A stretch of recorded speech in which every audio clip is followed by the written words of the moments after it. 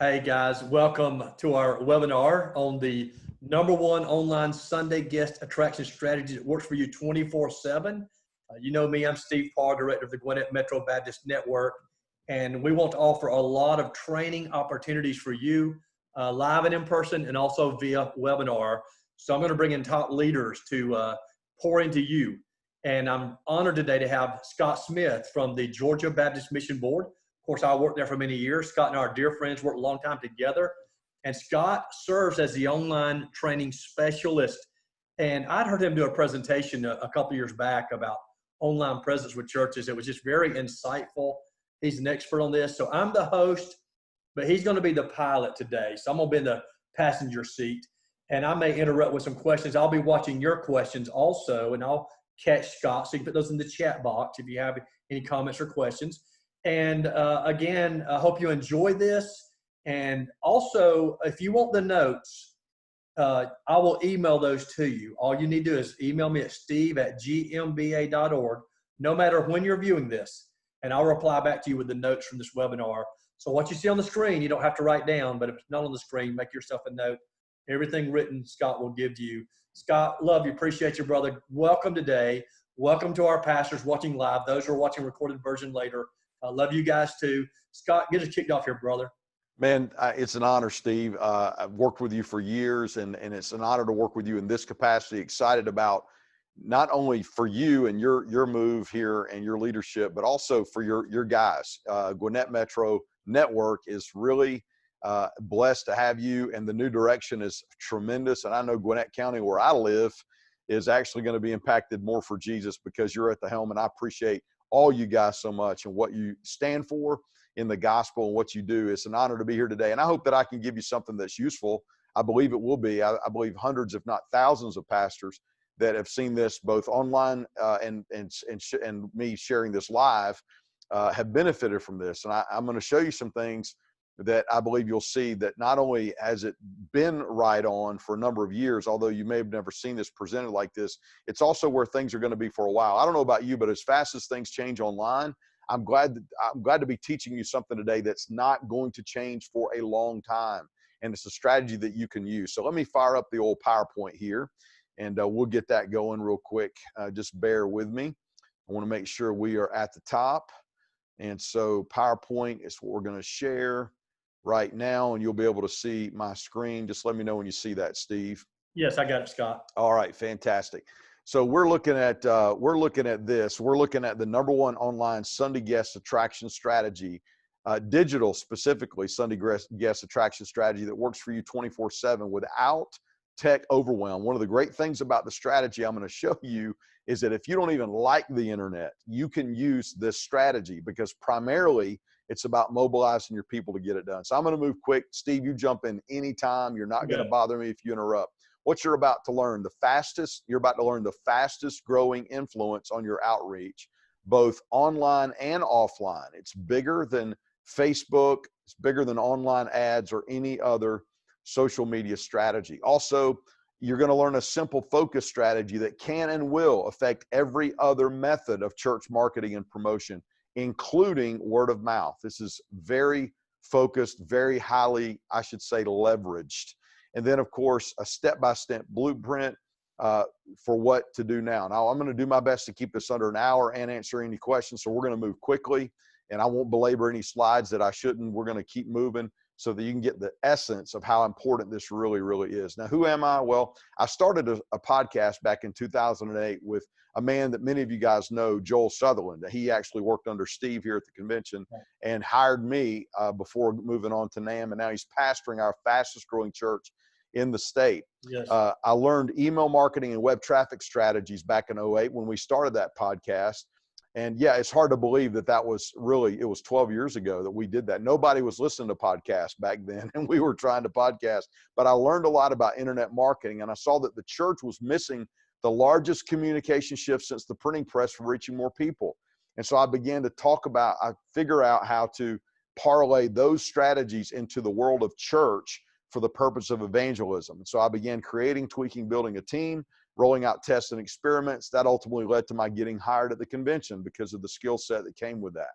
Yeah. So that's where we kind of cut my teeth. Now, here's what I want you to understand about online strategy. This is what you need to be thinking about when it comes to your website, Facebook, anything like that you're doing online. The goal of our online strategy, Steve Foster, you're going to love this, is to facilitate a physical visit to the church. Right. We do not do online merely for the sake of doing online.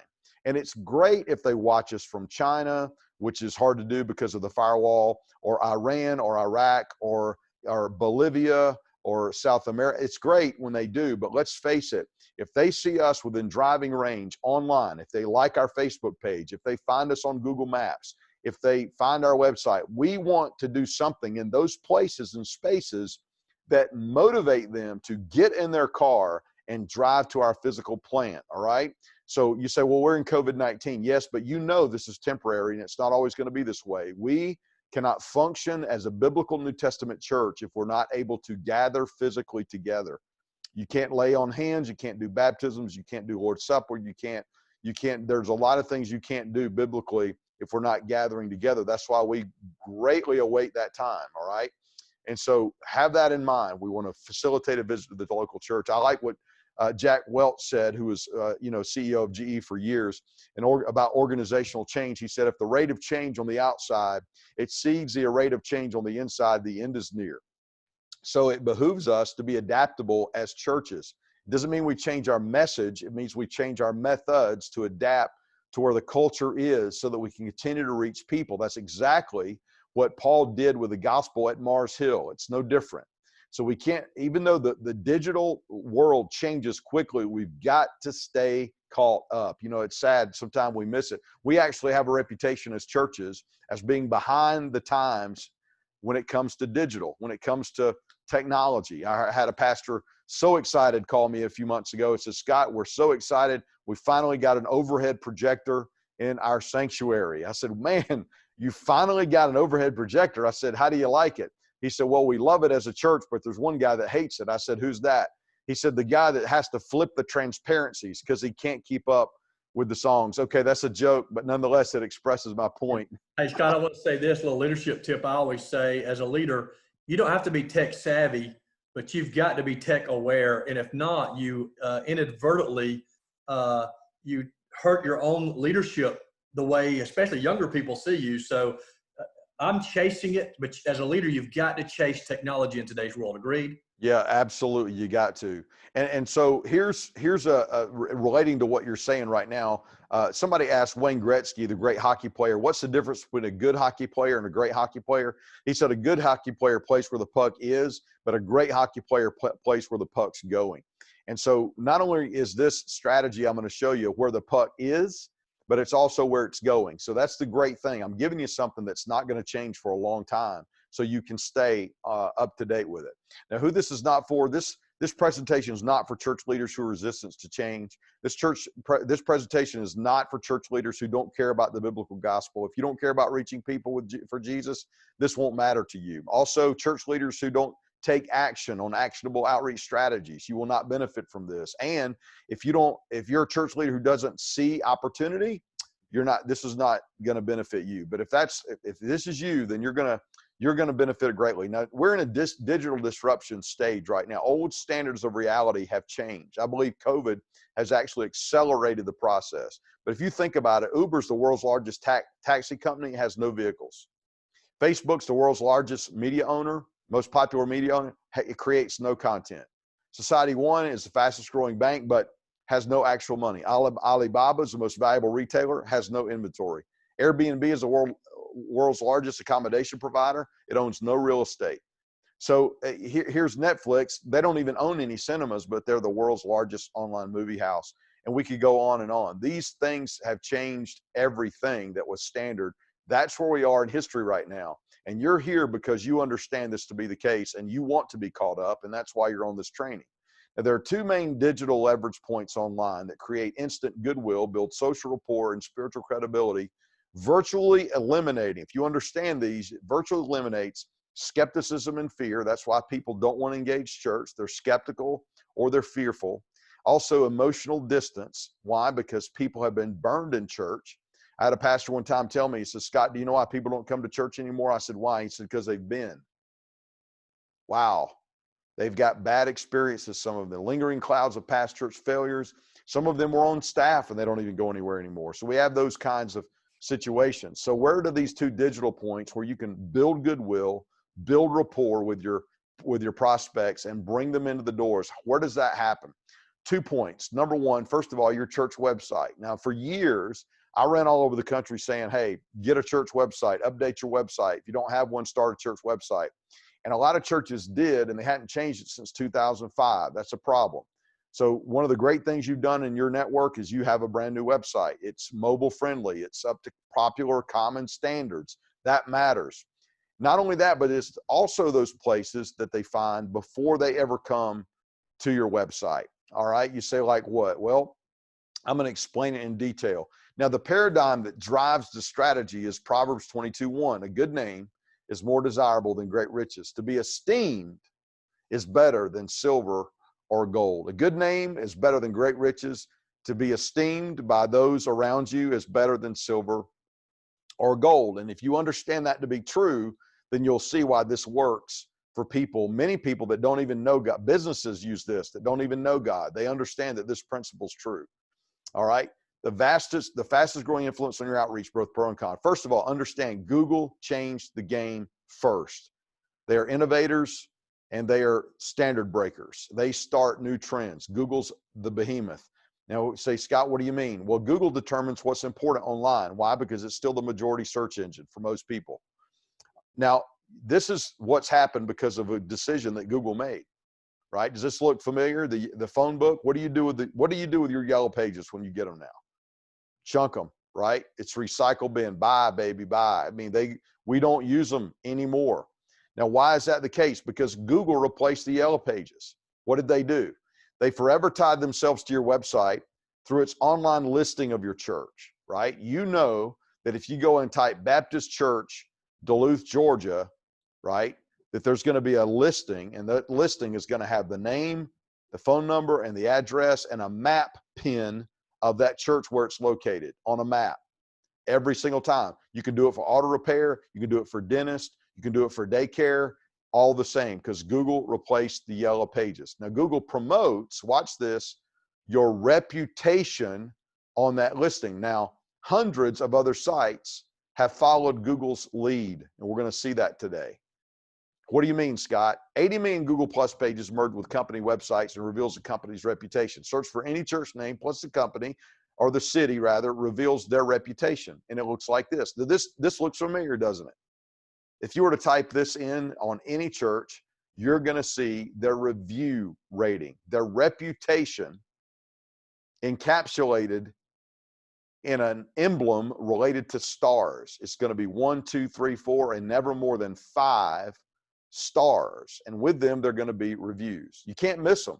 You can't miss them because everything on the page is white, black, and blue. But orange stars pop off the page. That is intentional. Google doesn't do anything accidental. Now, here's what it looks like on a fuller page. Now, this is an old screenshot. They've actually changed their name, but I think you're going to find it very interesting as some of the screenshots I have. Blackshirt Place Baptist Church. You'll notice that the same rating is in multiple places. Actually, the one on the bottom left is not even Google. That's their Yelp rating. But here's what I want you to notice. Even on a Google search results page, Google went into Yelp, grabbed the graphic of their star rating and pulled it out and put it visibly on their own page. Google's showing Yelp's star rating for this church on their Google results page. Now, this is a question I have for you. Now, I want you to think like a lost person. Think like somebody who just not even thinking about God. If there are 3 mechanics in your town that work on cars, they're virtually identical based on what you can see on the maps. Service number 1, mechanic number 1, he has 4 good and 2 bad reviews, which gives him a 3-star rating. Service number 2 has no reviews. Maybe they just opened a few months ago. They haven't had any customers yet. Service number 3 has 6 5-star reviews. Now, none of these have even 10 reviews. We're just talking about 6 reviews. Let me ask you a question. Steve, which one would you try? I mean, which would, if all things being equal, which one would you go to? I'd go to number 3. Would you be willing to wait a couple of days if they were backed up to maybe try them instead of one of the others? Yeah, two's unknown, and number one's had some bad reviews. Something's going on there. So Yeah, yeah. And if he is a little covered up right now, that probably is a good sign, right?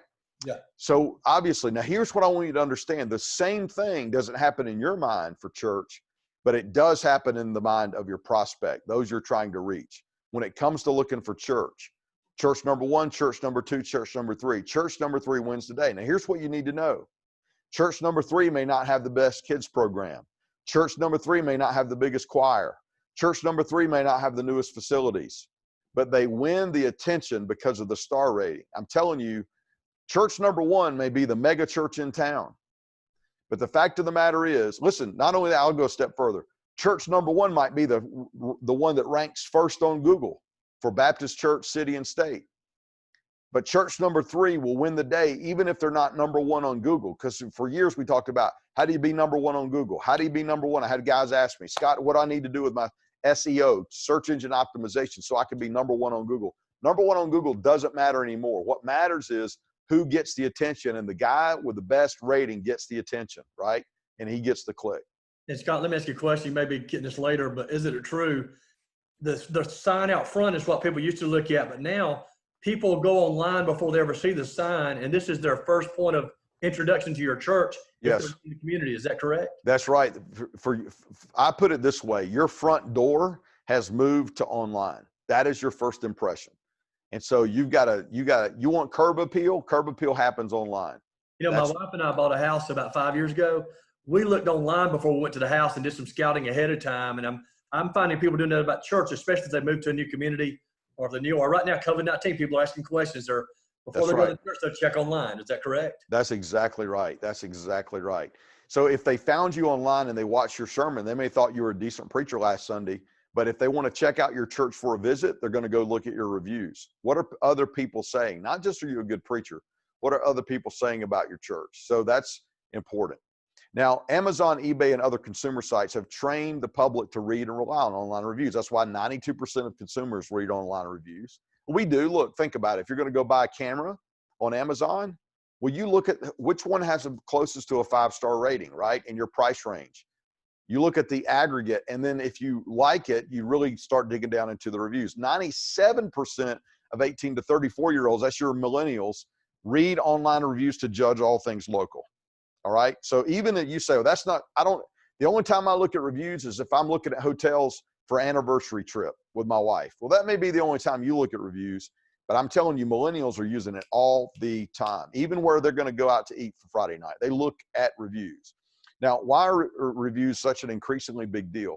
The reason is because people are overwhelmed. So we look and create shortcuts to decision making. So if I tell you I went to a 5-star restaurant, that needs no more explanation, right? You know what that means. I was going through downtown Atlanta where 75 and 85 merge, and I saw a billboard. Now, Steve, I don't know, but I imagine a billboard on I-75 downtown where 75 and 85 merge. That's expensive billboard real estate right there, because they know how many eyeballs they're getting. So that it may be, instead of $1,500 a month, it might be $10,000 a month. So can you imagine the marketing meeting? We're about to shell out tens of thousands of dollars for multiple months of billboard space in the hottest place in Atlanta, Georgia. They're going to think through what they're going to put on that billboard, right? Well, the HVAC company that I saw that day on that billboard running downtown, knowing that people have to drive fast, they barely get a second to look because the traffic's so bad, and they know that they're trying to get that glance. They can't put a lot of copy, a lot of text on the billboard.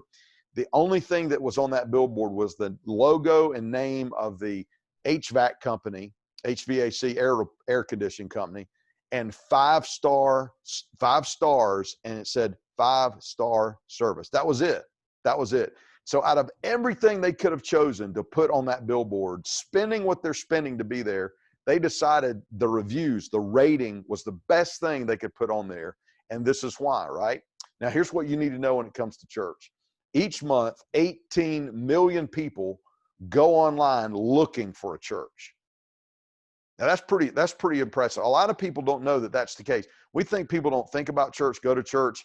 Their church isn't on their radar till we put ourselves on their radar. There's a degree of truth to that, but it is a fact that in this country, 18 million people look for a church online every week, or every month rather. Now, here's what they find when they do. They find 4 types of listings in the maps area of churches. They find churches with no reviews. Now listen, I want you to be like Jesus. And I know Jesus made himself of no reputation, but you need to make yourself of some reputation, all right? So no reviews is not a good thing, because here's what they're thinking. You got dozens of people going in and out your doors every single Sunday, yet there's nothing remarkable enough happening on that campus that would make anybody go online and leave a review. Now you say, well, that's not how church people think. Yes, but that's how the people we're trying to reach think. And so that's what they're thinking. That's the conclusion that they draw. You're unremarkable if nobody has left remarks. Not good. Bad reputation. They find bad reputation. They do find churches with a bad reputation. We'll look at some of those. Also a good reputation, like maybe a 4-star rating, maybe a couple bad reviews and a whole bunch of good ones. Pretty common.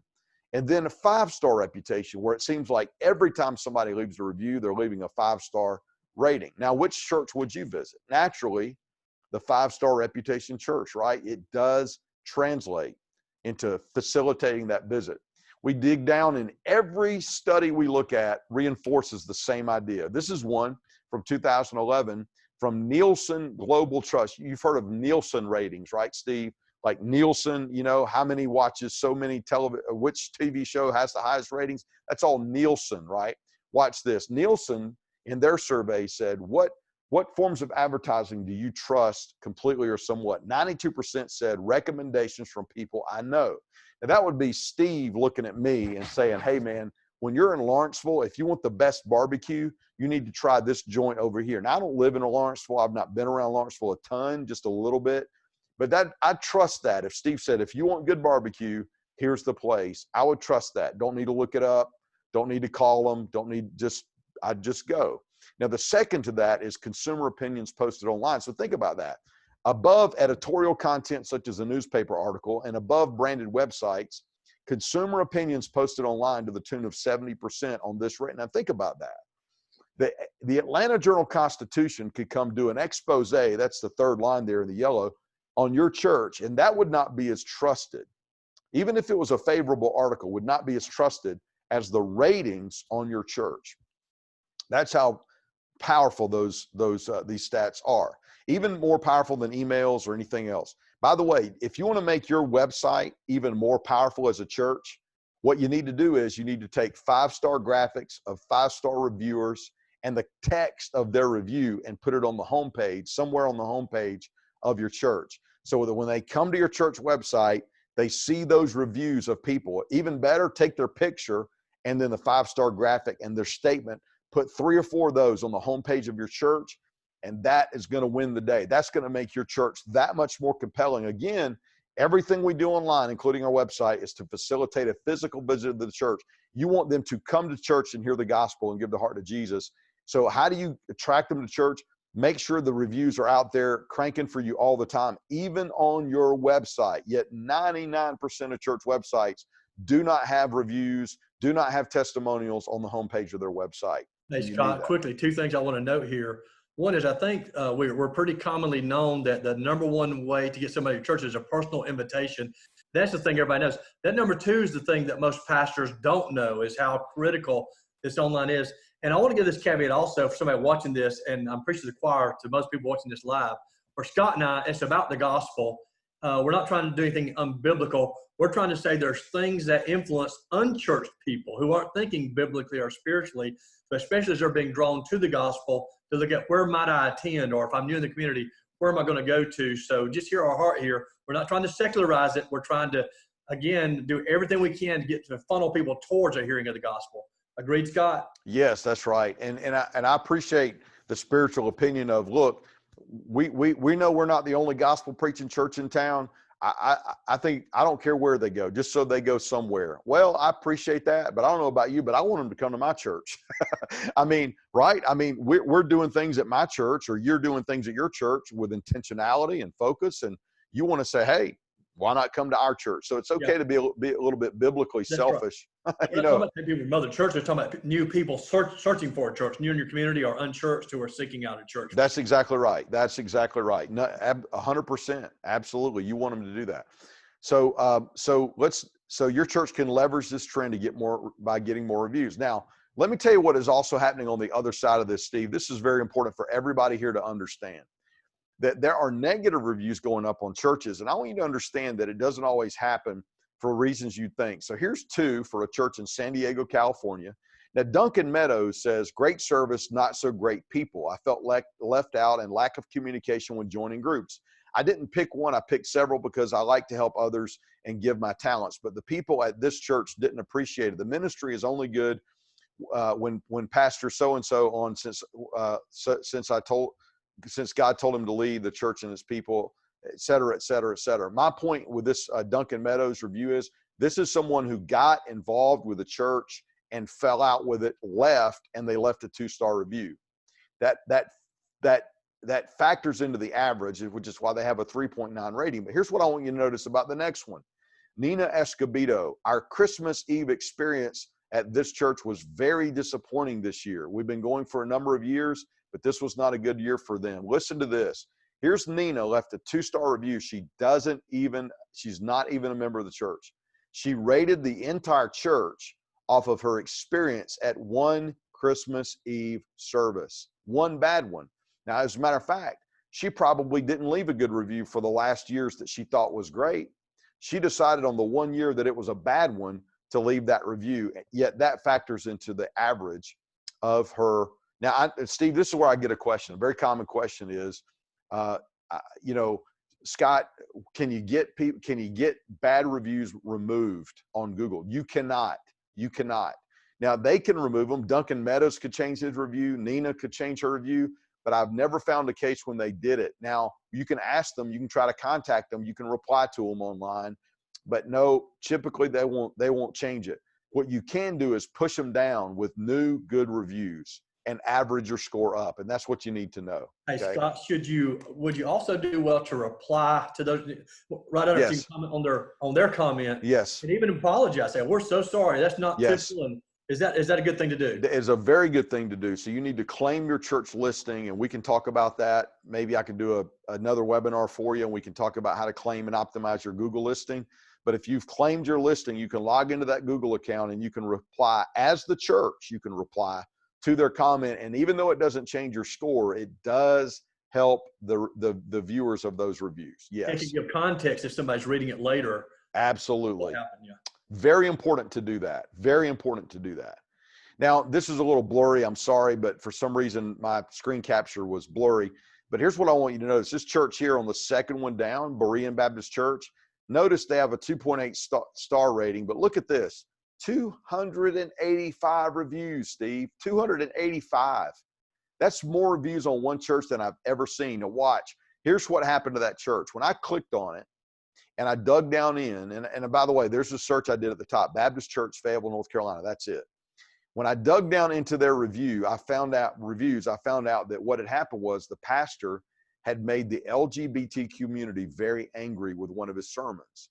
And so they had decided to all go online and leave 1 star, 1 star, 1 star, 1 star, 1 star, 1 star reviews. And I promise you this, if this church hadn't been proactive, and by the way, I don't know anything about this church. I don't know if the pastor was right, wrong, indifferent. I don't know what the sermon, he might've been mean when he preached what he preached. I don't know. But I know this, if he didn't have enough people go on and leave 5-star reviews in almost an equal number, he would have a far lower score. So you can literally be the victim of what I would call cyber vandalism in the days ahead. So one of the things that in doing this and taking control of your online reputation you're doing is you're buying insurance for yourself for the future in case somebody ever got upset and left a bunch of bad reviews on your page. Is if you have good 5-star reviews, you're going to keep a higher score than if you have hardly any reviews and they jump on there and start vandalizing your listing. Does that make sense? So I answered this question already. How can we get rid of bad reviews? Now listen, here's what's interesting. This is a slide that I used for years in this presentation. I would show people what a great opportunity it was for churches because most churches had no reviews. And I would say something like this: hey, look at Calvary Baptist, look at College Acres Baptist. They're not even the first in the listings, right? They're not coming at the top. But if they were to just go get 4, 5, 6 reviews next Sunday, they would have a star rating and they would pop off the page, even more than First Baptist. So look at that opportunity. And this was a search for Baptist Church, Wilmington, North Carolina. That was it. And this is what came up. Now, here's where it gets fun. Today, Steve, I did the exact same church. Now, you see this, right? No reviews on any of these churches. Watch this. Here's today's screenshot. Look at that. The same exact church, and every single church has reviews. 5 reviews, 25 reviews, 20 reviews, 33 reviews. And by the way, I very seriously doubt any of these churches have ever seen my presentation. This is just naturally happening online as people visit churches. They're leaving reviews. So you've got to be more proactive now than ever to go get those reviews and to make sure that people are leaving those.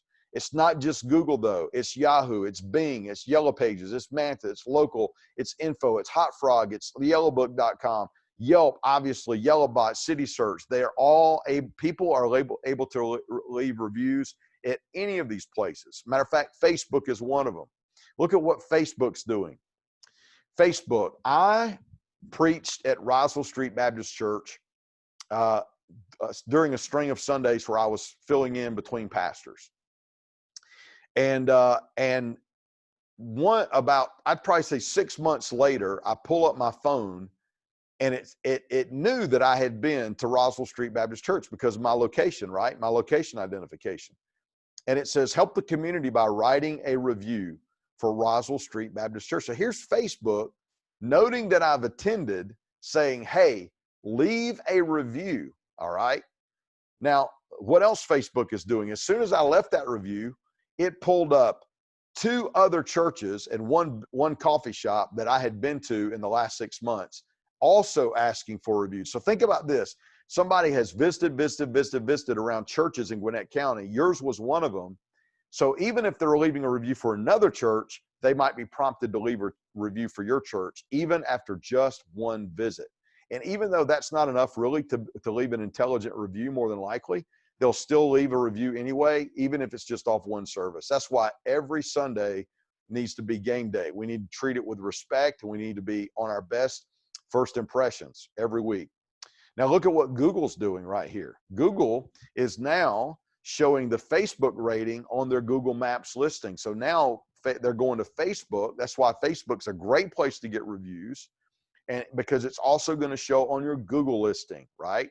So not only do you see that Christ Place has 4.5 out of 5, 103 Google reviews, Google doesn't mind showing you what they have on Facebook as well, right there.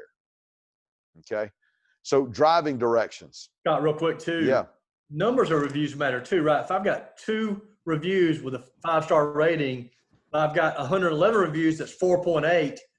The 4.8 of 111 really means more than just 2 5-star ratings. Is that correct? It definitely does. There have been multiple studies that show that it takes 6 to 10 reviews before they even really matter in the mind of the person. So it's not just the rating, it's the number of ratings. It's also the number of ratings. It is. Yes, you're exactly right. If you look at smartphone, getting directions on your phone to the church, I want you to think about how many churches have bad reputations, yet they've been invited. So Amy hears her pastor every Sunday say, invite your friends, invite your friends, invite your friends. She does. Now Michelle decides to go to Amy's church because Amy works with her, and Amy said, would you come to my church? Michelle says, yes, I will. Michelle is dressed and ready to go to church, and then she puts it in the map to go to church that Sunday, and guess what? She sees all these other reviews. Now, what if that one church, Amy's church, has a 3-star rating, yet she can see all these other churches that have 5-star ratings? She might decide to go to a different church. Now, so it's total. My point here is that it's totally tied into the maps, and normally at the bottom of the map, even if they put in your specific church into the maps to go for directions, your star rating shows at the bottom. Okay, so Scott, let me stop there too. The problem is too, it may not be another Southern Baptist church or even a Methodist or a Presbyterian. It may be a church that's not even just well out of bounds biblically, but Facebook doesn't distinguish between those that are biblically sound and those that are unsound. right? That's exactly right. Yeah, that's exactly right. I mean, you could, I can think of some churches in Raleigh, North Carolina that were disfellowshipped when I was in seminary in the 90s because they were ordaining homosexuals. But you know what? On a MAPS listing, you'd never know the difference. You'd never know the difference. Does reputation impact online or traditional marketing? The answer is yes. No matter what you do and what you put out there, whether it's postcards to the community, whether it's a billboard on Buford 20, Highway 20, or wherever it is, when they go back and they look up your name and your city and state, which they will, the first thing they'll see is your reputation. See, they don't remember your phone number off the billboard, right? They remember the name of your church and where you're at. And so they go put that in Google, reputation, reputation. So no matter what you're doing, it all funnels back. Sooner or later, they're going to see your reputation. Okay. So think about it. I said even word of mouth right here in the red strip. Put it this way. Even if Amy invites Michelle and says, go to church with me, sooner or later, Michelle's going to sit down at the computer and find out where that is, or look on her phone and find out where your church is. As soon as she does that, reputation is tied to that search. Immediately, she'll see the star rating. So no matter what you do, even word of mouth, it's going to ultimately show them your reputation. So I won't spend time here. We don't have a lot of time. This is just mainly about the power of reputation in terms of the studies. Now, 88% of people trust reviews as much as personal recommendations. Now, listen, you do that. I do that. I mean, if I see a hotel at Panama City Beach and I want to go on vacation, that hotel has 200 reviews and they're all 4-star or 5-star. That is just as good to me as Steve saying, next time you go to Panama City Beach, you need to stay at this hotel. I'm telling you, we trust it as much as personal recommendations. Now that's up from 79% in 2013. Now this was 2014 in the orange, 2013, up from 7. That's how fast this is growing as an influence trigger. So very important you understand that. Now, University of Southern California, Berkeley found out that if a restaurant increases their star rating by just half a star, they increase business during peak dining hours by 19%. Wow. 19% just by half a star increase. So imagine what this can do in your church. Very important. Now, I won't spend a lot of time here. Basically, we looked at the top 100 fastest growing churches in America, according to Outreach Magazine. We were curious, and we said, you know what? I wonder what's their average star rating. The average star rating, the average score rather on Google is 4.6 out of 5. Now, you could say, well, they're big churches and they're fast growing. No wonder. No, I believe this is a cycle that feeds itself. They didn't always have high reputation scores. They didn't always have a lot of reviews. Some of them started with no reviews. But I believe that part of their growth cycle as a top 100 fastest growing church is also fed to some degree, it is fed by having a good reputation online. So the new term I want you to add to your vocabulary in the final minutes here, and I'm going to give you some strategy, is reputation marketing. I want you to talk to your staff, your leaders, your deacons about reputation marketing. What does that mean? It means building a 5-star reputation online and leveraging that reputation to get more guests to your church. Now, here's what that looks like. A review is word of mouth 24/7. Steve already alluded to this, but a word of mouth is, like we talk about inviting your friends. Well, if somebody posts a review online, that is inviting people to your church. If it's a good review, it's inviting them to church 24/7, 365. That reputation is working. Whatever good thing that guy or that mom said about your church, if somebody finds your listing at 2 a.m. on a Saturday, it's working on your behalf. It is a public referral that is there 24/7. Thus the title of this seminar today, right? It works for you 24/7. Now, how do you create a reputation marketing strategy? It looks like this, okay? First of all, you got to create a 5-star culture, which means you need to educate and inspire your membership. You need to build reputation, which means you need to get feedback and reviews. You need to market your reputation, which means you're going to market it online and offline. I'll tell you specifically how you need to do that. And then manage your reputation. That is, you need to monitor, you need to engage, you need to report. Okay, how does that work? It looks like this. First of all, quadrant 1, create a 5-star culture. That means you need to think like a guest. You need to analyze. You need to think about signage, parking, child check-in. You need to optimize your guest experience. If you ever want to know how to do that, Steve Parr, can tell you how to do that. He's got 1,000 ideas on how to optimize your guest experience from the parking lot to the invitation. That's important. Why? Because people decide within 6 minutes of getting out of the car in the parking lot if they're going to visit your church again. You need to educate your staff and church leaders on almost a customer service mentality. You know, you don't point them down the hall to tell them where the kids are, where they take their kids on Sunday. You walk with them, okay? When we're back in church, you wear a mask and you walk 6 feet away, but you walk with them. You create a culture that is guest friendly. Steve? Real quick, James chapter 2, verses 1 through 9 addresses that very issue, how you treat the stranger who comes into your assembly. So this is a biblical issue, how we treat our guests. That's exactly, it is. It is. Now, let me tell you, post-COVID-19, this is going to be about being sanitized, being clean, and being conscientious. If you violate the sanitization and the cleanliness post-COVID-19, you're going to get a bad score on Google. I promise you. I promise you. People, they're going to be feeling like they're taking a risk for the next few months and coming back to church at all. So you don't want to blow it in the red area, in this red box at any degree, or you're going to risk getting a bad review online. You want them to know that you have thoroughly taken this thing seriously. You say, well, I believe it's overblown. Nobody's going to die from this thing except old people in nursing homes, and it isn't going to matter. You may have that opinion, but the person you're trying to reach may not have that opinion. And they need to know that you're going over and above to keep them safe post-COVID-19, okay? So that's about creating a 5-star culture. Not only that, but building reputation. So how do you build reputation? Here's how you do it. You get those reviews. You proactively get those reviews. How do you do that? Create a feedback page. Scott, how do I do that? You do it on your website. Use SurveyMonkey or something like that. Go get a SurveyMonkey account, okay? And what are you going to do? You're going to include a rating scale, right? And you're going to say 1 to 5. Rate our church 1 to 5. And you're going to get members and attendees to leave feedback on that page. You can email them a link to that survey. Ask for their first name, their email address, and their 1 to 5 rating, and then a box that says, tell us about your rating or leave a review for your church, okay? And you're going to follow up. So you're going to email them that link, and you're going to follow up. You're going to text them that link, and you're going to follow up. And you're going to ask them for those reviews, okay? You could get printed cards that have the feedback link on there, and they could scan it, or they could just put the link in on their phone and leave a review that way. And I'm going to give you another strategy that's even better than these, but this is one way. Now, everybody that gives you feedback that is positive, all right, once you get a bunch of people that have gone through that little survey, and again, it's not a long survey. Don't ask them a bunch of questions.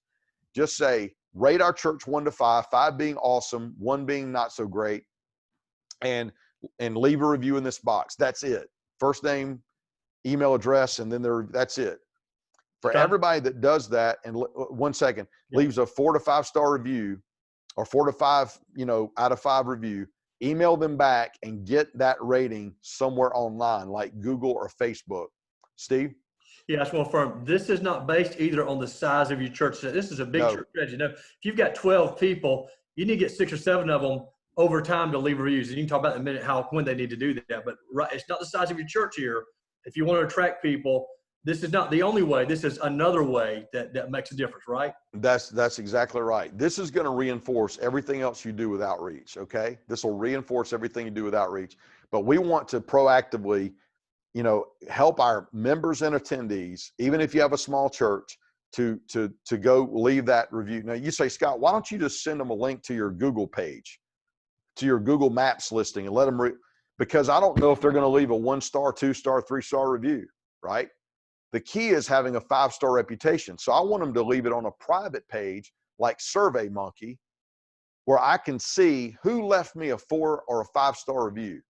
Those are the people. You say, well, everybody will leave us a 4 or 5-star review. Well, you don't know that till you try. And then once you do, those people that leave the 4 or 5-star review, you're going to email them back and say, hey, I've cut and pasted your review in this email.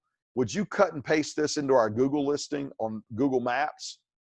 Would you cut and paste this into our Facebook go to Facebook and hit review on Facebook, on our Facebook page, and leave this as a review on Facebook? That's when it's going to go public, okay? Now, here's another strategy that you can use that'll work real easy. 3/4 of the smartphones at your church are Android phones. Only about 1/4 of them are iPhones. Most phones are Android phones. Every Android phone is signed into Google all the time. I'm sorry, my graphic covered that up, so I'll just tell you what it says. Let me just move that over, Steve, and that way we'll have it for the replay.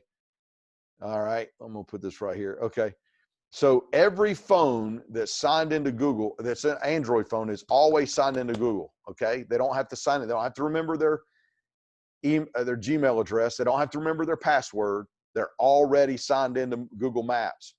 So get your Android user. Say, hey, do you have an Android phone? Yeah, I do. Okay.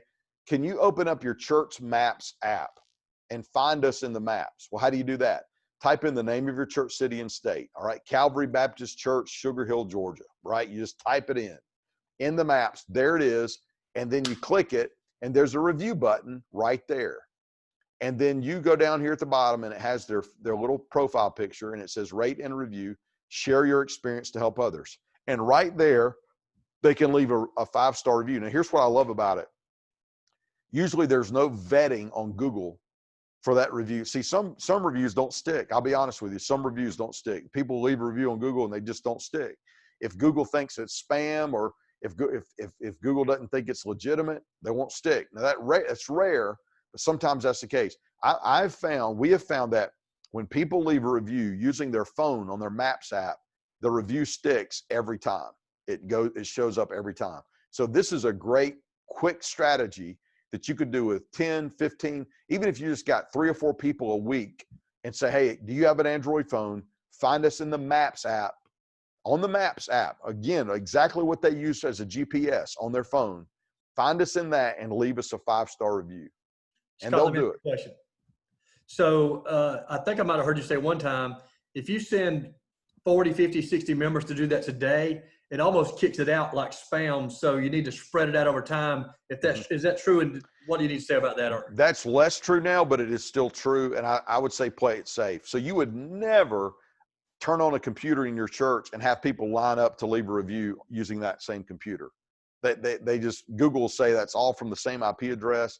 It won't work. Most people can't do it anyway because they can't remember their password to get into their Google account.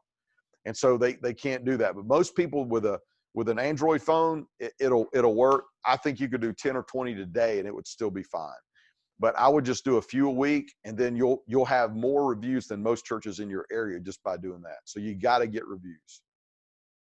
Okay. Now, the next section is market your reputation. And that's where you syndicate the reviews. That's where you take those reviews and you put them on the homepage of your website. Maybe not all of them, maybe just 3 or 4 of the best ones. Put them on the homepage of your website. And yeah, don't forget to get a 5-star graphic and put it up there with it. People know what that means. Put the picture of the person with that statement so it looks real, because it is real. Take that and cut and paste it into a new post on Facebook or Instagram or Google Plus, which Google Plus is kind of defunct, but Twitter. Go to canva.com, canva.com, or some kind of a meme creator and drop it in as a quote into a picture and drop it on Pinterest or Flickr or Foursquare. But if you don't do anything else that I'm telling you, at least put it on Facebook. At least take that review and post it on Facebook. You say, do we have permission to do that? Yes, you do. If they leave it publicly on Google, if they leave it on your SurveyMonkey, they're giving you permission. So take it and go post it on your Facebook page, maybe several times over the next 12 months. That gives you something to post on Facebook. If you're wondering, what do we post on our Facebook page? That's something you can post on Facebook. Go grab their review and put it up there, and then put it over there on Pinterest. Put it on, some other site like that. I like Pinterest because it's a popular site and it's image-based. It's just another thing that if they search your church name, city, and state, chances are these sites are going to come up. Your Pinterest account will probably show. Your Facebook will definitely show. And so when people see it, they see those reviews, okay? And then in your printed materials, if you have a welcome brochure for your church, why not devote the front panel, inside panel of your brochure to just be reviews that you collected? 5-star ratings, a little 5-star graphic, review, right? All the way down. So printed materials, again, a great way. So we want to market that reputation. Don't let that review just live on Google. Don't let it just live in Facebook. Cross-pollinate it, right? Take it, cut and paste it, and say, look what Jamie C. said about our church. Bam, drop it in. Bam, drop it in, and be marketing that all over. That's what we do. I want to encourage you pastors also. Some of this may be Greek to you if you're not as acquainted with social media. Sometimes we're a little bit older. Grab one of your teenagers or your children or your nephew or a college student. Have them watch this with you, and they can do a lot of the legwork for you on these things Scott is saying right now. Okay, so don't just dismiss it. Get somebody engaged who is more familiar, and don't use an excuse your lack of familiarity. This is first step. Watch this with somebody else. That's right. That's right. Absolutely do that. And then a lot of this stuff is you set it up once, like your Survey Monkey survey, getting those reviews, set it up one time and use it over and over and over again. So the managed reputation part, let me see. I don't know why it didn't pop up next because I thought that's where we were. Yeah, let me give you this slide. Managed reputation. So managed reputation, what you want to do is you want to find the top directories and just check them out every now and then. Just get on there and Google your name, because what you'll find is you may find some bad reviews. And if they have bad reviews show up, send them to the correct staff member. Now, and for most of you, that's you, right? Yeah, I'll say it again, Scott. This is Leadership 101. Leadership 101, it's not that a leader does everything. A leader gets everything done. So you may do this or you may delegate it. You may assign, this is their ministry, and they can report back to you, because Scott's not saying you got to do this, but somebody has to, right? Right, exactly. Somebody needs to do it. And I would even encourage guys, even if you're never going to do this again, go on a 6-month sprint where you just focus on getting reviews as one of your outreach components. Get some help in delegating that out to them and get them involved in the process, right?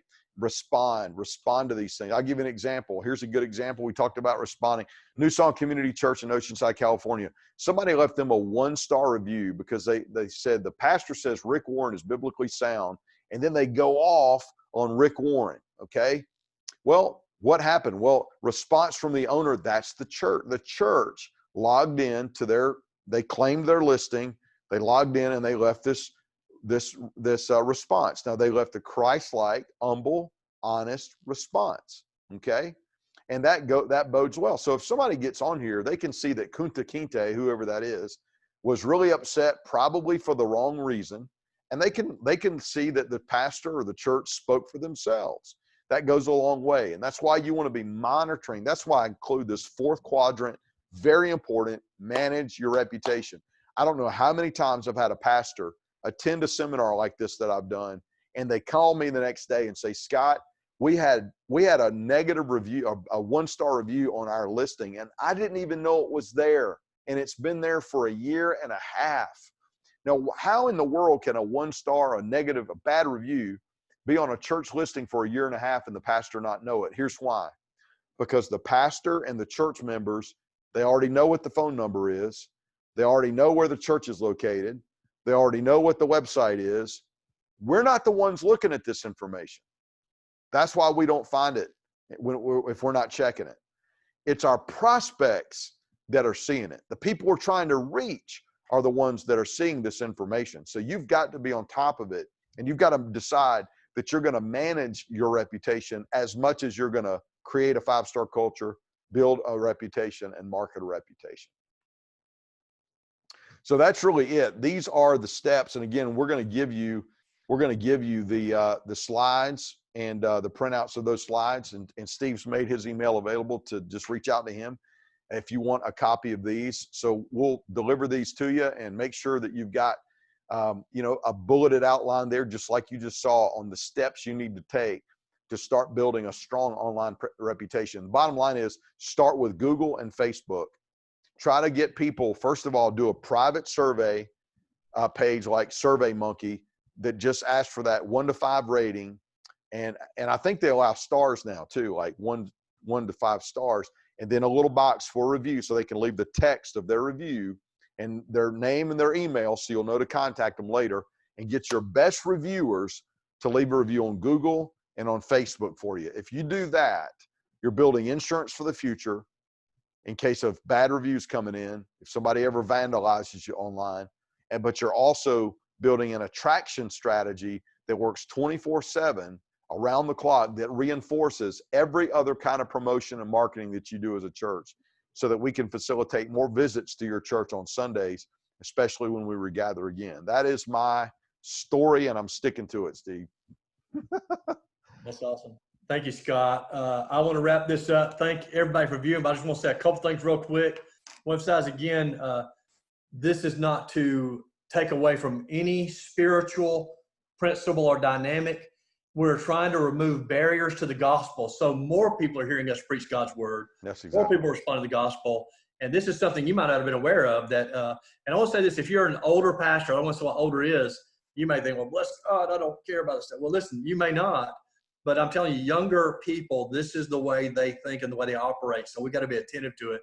So get other people engaged in helping you to tackle this and building that reputation, in addition to preaching the gospel and people inviting. But don't leave out this component. As Scott said, it works 24/7, even when you're asleep. People are seeing those reviews. That is so cool. Now, I did have a question, Scott. Somebody asked, will this be archived? And yes, we're going to place this on our website at gwinnettmetro.net under the resources tab under strengthening churches. It'll be up in the next few days. I won't, within the week or so. But you can email me, and I can send you the link immediately if you're watching this live, even before it's on the website, as a matter of fact, along with the notes and so forth. Scott Smith, thank you. I love you, brother. Appreciate all you do. And love you too. I'll give them your email address in case they need to contact you sometime. Yes, it's smith@gabaptist.org. S as in Scott, Smith, SMITH, at gabaptist.org. Matter of fact, I'll put it here in the chat box so that you can see it. smith@gabaptist.org. I'm sorry, I didn't finish it there, Steve. smith@gabaptist. Yeah, I see it there. And he's doing it. And Moklis asked, can I share that with your leaders? Absolutely. This is public information. Yeah, it is. Replay this. Warrior leaders, have them sit down. And again, if you're an older pastor, sit down with a couple of your college students and say, help me walk through this and how can we get to tackle this? So absolutely, Moklis, you can do that. Somebody said how handsome Scott is, and that is a lie. Somebody just in there. But anyway, one thing I noticed, Scott, everybody stayed with us through the whole webinar. Thank you guys for doing that too. Last, quickly, any questions? We're going to wrap it up here in the next 2 or 3 minutes, but I'll give you a last chance at a question. And if not, email me or Scott. We'll answer your questions afterwards also. Also, if you're watching the recorded version, you can do likewise here. Let's bring this to a conclusion. We were aiming for an hour, and that's about where we are, as a matter of fact. We're going to stop recording, but Scott and I will stay on for a few more minutes for our guests who are watching live if you want to interact briefly. But Scott, thank you as we conclude this. Thank you for our listeners, live and online. God bless you. Take care. Appreciate it.